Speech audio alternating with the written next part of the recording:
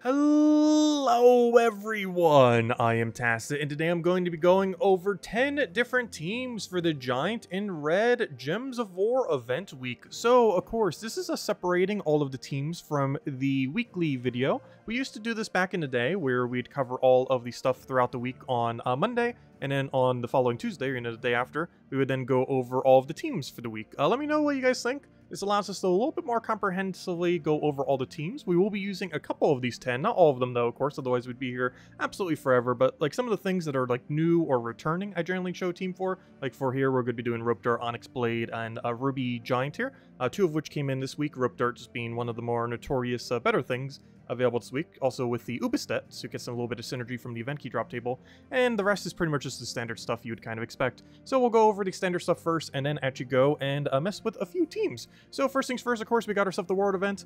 As far as your main mana accumulation, you're probably using Rashka Freeblood. He ends up doing a bunch more mana as he gets more gold. This is really good with any kind of hero class that can gain additional gold. Like right here we have Corsair, which gains 5 additional gold per turn, which can end up stacking gold. You don't have to do this. He gives gold on his own, and you'll be getting extra turns and stuff like that already, that you don't necessarily need it. However, it is pretty good synergy, and this does use the combination of Rope Dart into Ubastet, both of which are available this week. Rope Dart is in the Soul Forge, and the Ubastet is in the event key drop table. Basically, the premise here is that you throw down Rope Dart, you then double kill with Ubastet, you repeat that again, and you win the entire battle. And that's pretty much the entire premise, is double kill twice off of Ubastet, with Rope Dart being the setup, and Rashka being the mana accumulation. The lower version of this basically does a similar premise, except you're just spamming Black Manacle until you win, and spamming Rashka Freeblood. You could go with more of a gold-oriented hero class if you want. We go Archmages here just so we can gain additional purple mana due to the +2 that it has on its final trait, as well as the extra +1 that it gets on its second to last perk at level 70. Next, we have our faction teams for the faction event that we have going on today. For level 20 to 100, we actually have Magnesia, Phoenicia with Magma Dragon. We can end up doing this with the red-purple restriction that we have for it, so figured we might as well. Clears out the earlier sections pretty well. For later sections, pretty standard kind of Zugoff team. Figured Rope Dart because why not? It's available this week. Definitely make sure to pick up Rope Dart before the end of the week. Really great weapon to have your hands on. Next up, we have the Pure faction. A couple different ways you could run this. You could run the Man Accumulator if you want. However, this is how I personally ended up doing it when I did it a while back. And it was this Hellclaw Warrior into a bunch of the Indrajit. Essentially, this thing gains a bunch of life and attack, which could solo the entire faction on its own. You basically don't even need anything else. You could just go all in with that if you truly want to. However, behind it, we have Indrajit for a bunch of damage pressure. It just does a bunch of damage and is boosted by red and purple, and it does that to a bunch of different enemies. Pretty inconsistent what's going to be hitting, but it does hit pretty hard. It also has a Cursed Burn that you'll be able to keep applying as well, and overall you're mostly just killing them all out with Hellclaw and just doing this as damage pressure just to speed things along a little bit further. Next, we have the Sunspear class event that will be taking place this Thursday. As far as this, it's a pretty standard, just run an AoE weapon into a bunch of mana accumulation.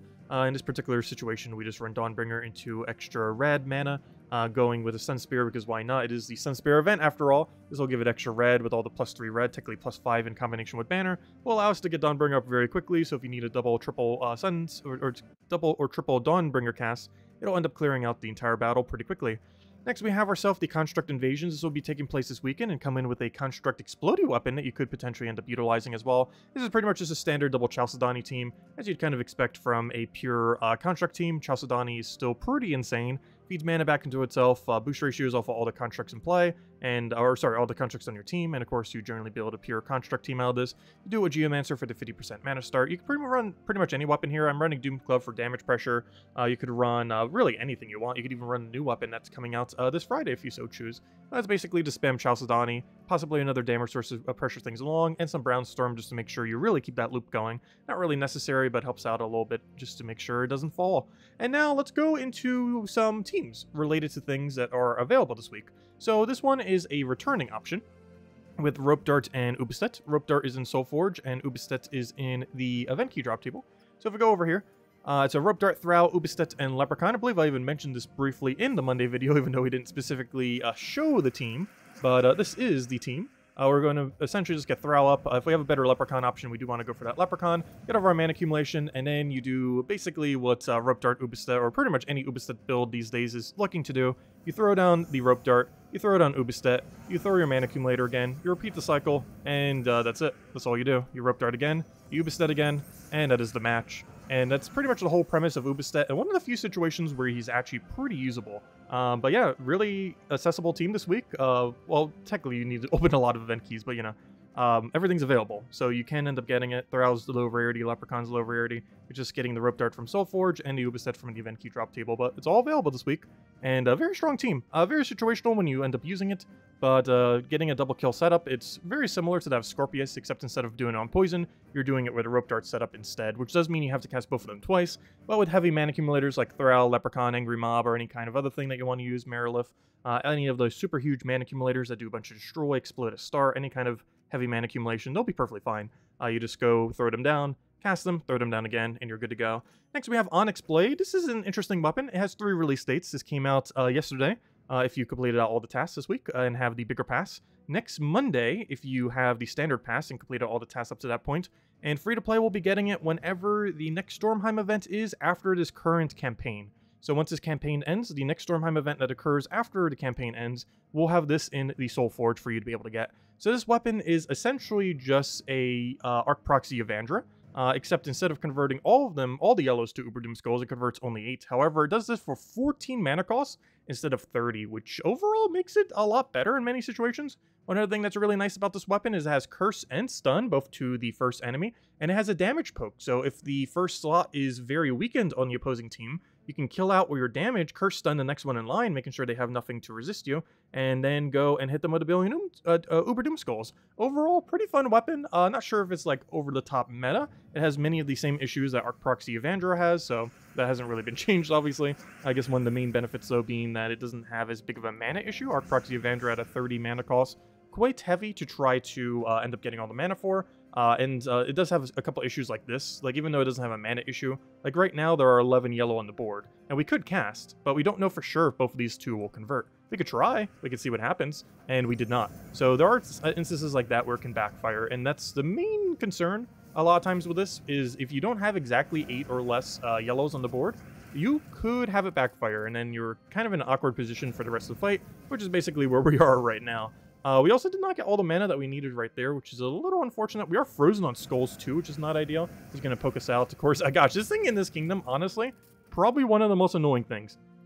One thing we can do, of course, is if we have enough damage range, we can go and poke it to clear it out, which we're actually going to do right here. Hopefully we have alignment. Not quite, but we're still going to go for it. Oh, no, he gained barrier, though. So, oh, no. Hold up. Okay, so he just dies to Death Mark. That's good. Even though he killed us, we still have the little bit of residual there. But I want to damage him just barely enough so we can get the weapon combo, which hopefully we can here. Perfect. Okay, so one thing that you can end up doing with this, so we don't have alignment right now, so we might have to clear the board one more time here. Just go get that. I want to try doing the thing. I know we have a skull there. I just want to clear. No, we end up taking it. I wanted to clear him out with the weapon. There's very few situations where you can do it. However, whenever you can, yeah, you can just clear out the other one and be good to go. So we're going to risk it here, I think. Then again, we already almost have enough damage. We're going to take this first. We just really cannot get the alignment we need. You can try having a way to... Like, one of the better ways to try to get alignment is to board clear so that we have a lower amount of it. So, like, right here, we have guarantee alignment. There are 4 yellows on the board. We know for sure this is going to hit him.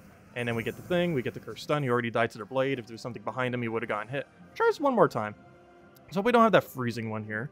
Let's see. He's all the way over there. That shouldn't matter too much. We should probably win by the time we reach him in that particular location. Okay, so right off the bat, obviously we want to get Thrall or something similar for mana accumulation. In this case, we're running Thrall. We'll go for a mana accumulation once again. We have Onyx Blade good to go. There are 11, so once again, we have to gamble on if we're going to get it or not. And this time we are not. We did the previous fight, however, we're going to play it a lot safer this time around. So right here, we can double check how many yellow are. We know for sure that we will get at least, let's see. It's not guaranteed, but it's a really high chance. There's only 1 yellow that could fail us, so we're going to try for it. We got it.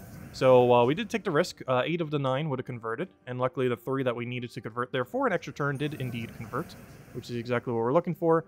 Here we have, I haven't really been mentioning it, but the Archdiva has a Barrier Blast, using it as our main cleansing option on this particular team.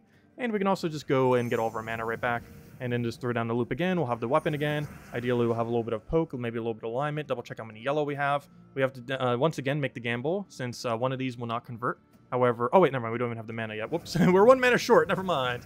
And he still managed to find a way to freeze us. Amazing.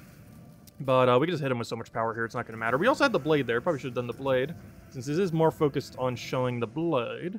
However, we can still try for that in the corner. We have exactly 1 HP, we might as well go for it.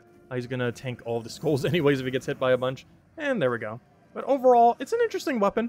Not the most insane thing out there, but definitely one of the better weapons that we've had from a campaign. I would still say Flask overall is the strongest one we've ever gotten, specifically as a result of campaign, but it's pretty high up there. There's also not that many ways to do skulls with Hero. If you ignore books, or basically if you ignore all Doom options, there's only a very, very small handful of skull creating weapons, like Writhing Staff and such. Because if you don't count like the full AoE Doom Skull converting ones and all the books that are pretty much only ran for Guild War Defense, which are, you know, the Doom rarity category, there aren't really that many. So it's always nice to see another skull option. It's definitely a pretty solid one, even though it'll probably very situationally be used in the current state of the meta. Anyways, next, speaking of things that probably won't be used too much, we have Ruby Giants, a couple different ways we could end up building this. I was considering Roadbreaker and a few other things. In this one, we're running Beatrix for the cleanse, just so we don't have to worry about anything like that. Once again, using Thrall as our main mana accumulator, and essentially with this, we're converting 5 blue into red. This we can make even more of a gamble, however, we're going to do it. Might as well. So we're going to go poke something, get our convert. Unfortunately, did not quite get what we needed, though we did get a lot of mana, and we might still be able to make this work. So once again, we get to convert 5 of these. There's 2 locations, or technically 3, depending on how you look at it, where we can extra turn from it. So we're going for it again. This is a lot more likely we'll extra turn this time, and we did. So we got it. We can then go for Beatrix pokes. So we have all the red we ever need. You can throw a loopier red down here. This for this particular team, I end up going for a bit more of a true damage build, where we're kind of just cycling between Beatrix and the thing that keeps getting a bunch of red, the Scourge of Honor, and kind of just running it that way. So right here, do we have another convert? It's not guaranteed. Pretty good chance over there, though. If it was exactly 5 blue, I'd probably go for it. I'm tempted to go for Beatrix here and hope it lands extra turn. Just kind of cycle the board a little bit. Unfortunately, as Beatrix tends to not like to do, it did not extra turn there. We are exactly... Oh, no, it's at 6. Okay, we're still going to take the risk here. So we're going to clear that out. Get a bunch of mana on the corner. Get a bunch of mana over there. We have all the reds we're really going to need. And now we just true damage poke it a few times. We'll take all this red, and should be good to go. I always throw down... Actually, you know what? Gosh, so many reds. But we'll take this down, get our true damage poke. Could have probably done Beatrix first if we wanted to risk the extra turn, as then we could have just gone straight into the true damage poke. And that ends up clearing it out. And yeah, that's pretty much the team. Overall, Fire Giants, or I should say the Ruby Giants, similar to all these that are coming in, the ones that convert 5 and then from a certain color to a different color, they're very situational. They have quite a bit of an issue as the other weapon, except even more so, because of course you're only converting a set amount. Anything that's ever a set amount rather than all are very situational as far as their usage. When it's a higher number like this, you can get away with it a bit more, but it's a lot more situational when it's a smaller number. It's just a lot less likely that you'll get alignment. There was a potion one too. Gosh, what was that one tower called? But there was a potion tower one that converts 5 to purple potions. That's very situationally used because it's just a small convert number. It's very hard to get alignment off of, and when you do, it's a lot of value. But the problem is the many, many, many situations where you don't get alignment for it. It's already hard enough to get alignment even if you're converting all of a color, let alone only some of a color. But they do have a higher impact when they do end up landing it. So it's kind of a trade-off, where you have less of a chance of landing it, but a way higher impact when you do end up ultimately landing it. And that's essentially the troop in a nutshell. Anyways, guys, if you still have any other questions, feel free to leave in the comment section below. As per usual with any team's video, all the teams are in the description below if you want to copy paste any of them, all 10 of them that we have here. Anyways, guys, if you like this format, let me know, and we'll keep doing it like this. Otherwise, we'll kind of put it back into the Monday video and just cover a bit less teams when we do end up covering it. But for the next few weeks at least, we'll be covering it this way and just see how things go. But definitely let me know. Anyways, guys, thanks for stopping by. Thanks for watching, and I'll catch you guys later. Goodbye, everyone.